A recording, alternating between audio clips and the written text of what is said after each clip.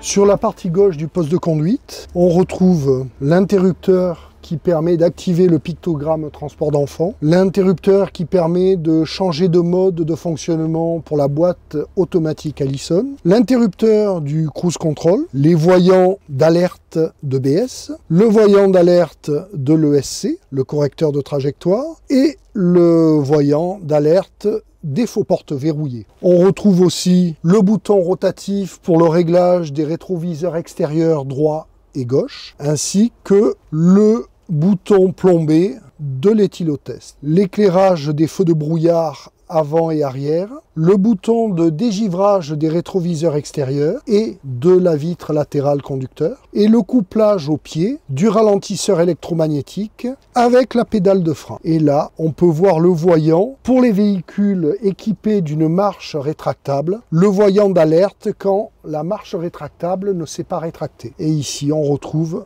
le levier de commande du frein de parc pour le stationnement du véhicule. Ici, on retrouve une prise allume-cigare. Vous retrouvez le bouton rotatif d'éclairage, veilleuse, feu de route.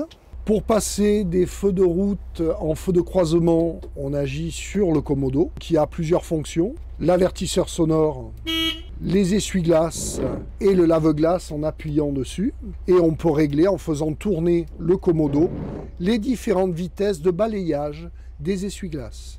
Cet écran permet de voir la distance et le positionnement du véhicule par rapport aux obstacles se situant à l'arrière du véhicule. Au tableau de bord, on retrouve les tours moteurs, la vitesse commerciale du véhicule, le niveau de carburant, de gasoil, et ici vous avez la température du liquide de refroidissement moteur, le niveau d'AdBlue qui ne doit pas descendre en dessous de 3 barrettes. Il faut impérativement compléter le niveau d'AdBlue, le totalisateur kilométrique du trajet, le totalisateur kilométrique général. Vous retrouvez sur ces deux barres graphes les pressions d'air sur le circuit avant et sur le circuit arrière. Sur la partie droite de la colonne de direction, vous avez un deuxième commodo qui est la commande du ralentisseur électromagnétique, mais aussi sur les versions tourisme, le régulateur de vitesse qui peut être activé par ce bouton, et la vitesse réglée peut évoluer en faisant tourner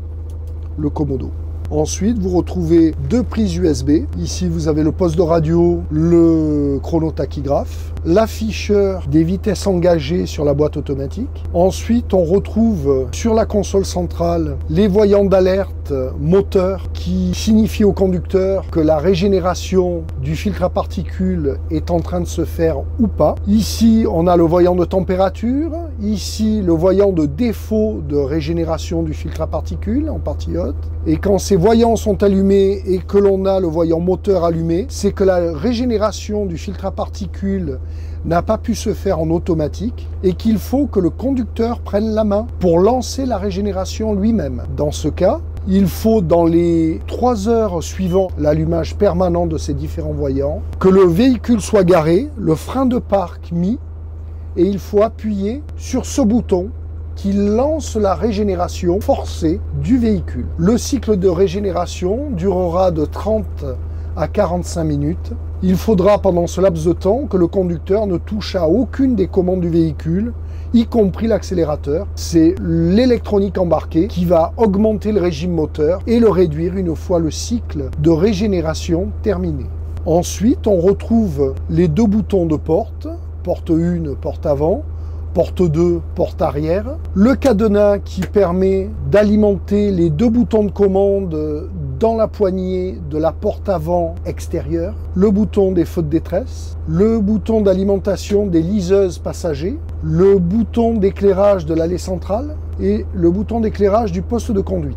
En partie basse, on retrouve le clavier de commande de la climatisation. On retrouve le bouton de verrouillage de la porte médiane pour l'accès handicapé, le bouton de réinitialisation de l'appel pour accès de personnes handicapées et le bouton de réinitialisation de l'éclairage intérieur quand on décompresse les portes de l'intérieur ou de l'extérieur. Quand on décompresse les portes, que ce soit de l'intérieur ou de l'extérieur, on a une alarme et on a l'éclairage intérieur de l'allée centrale qui est activé, mais quand on recompresse les portes, On repressurise la porte, mais par contre, l'éclairage intérieur reste allumé. Pour réinitialiser l'éclairage intérieur, il faut appuyer sur le bouton avec le pictogramme d'une personne qui court et ça permet d'éteindre l'éclairage de l'allée centrale.